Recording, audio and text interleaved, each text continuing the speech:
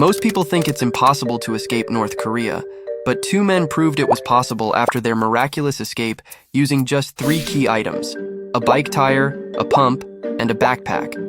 Choo-Yun Lee was a high-ranking North Korean government official who lived in the South Hwanghae province. A couple of days prior to his escape attempt, Lee was surveying land for his government job on the coast along the Yellow Sea. There are landmines and electric fences scattered all throughout the region, preventing North Koreans from trying to escape through the sea.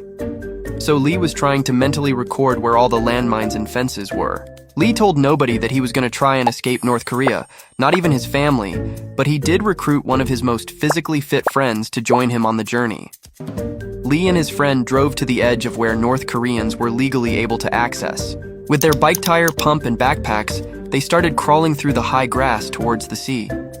It was a full moon, so if they stood up, they definitely would have been seen by the patrols guarding the land. Lee and his friend agreed that if the friend would lead the way to test for landmines, Lee would be the first to test the electric fence.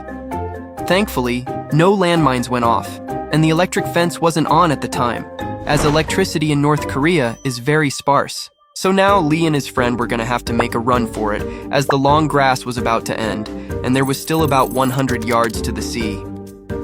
It was initially too bright to make the sprint, so they waited for a big cloud to eventually cover the light radiating off the moon. The cloud was finally in place, and they then decided to make a run for it into the sea. Once reaching the water, the goal was to inflate the bike tire with the pump to make floating in the sea much easier. But to their surprise, the pump wasn't working, so they ditched the pump and the tire and made their way out into the Yellow Sea. 2 hours into swimming, the men were getting exhausted. So in order to make themselves lighter, they ditched their backpacks full of food and even stripped off their clothes, leaving just their boxers on in order to be as light as possible. Now 3 to 4 hours into the swim, Lee's friend told him that he couldn't do it anymore, but Lee wasn't going to let him give up. It gets even crazier from here, but there's a lot to the story, so tomorrow I'm posting a video on how they managed to survive, so make sure to follow.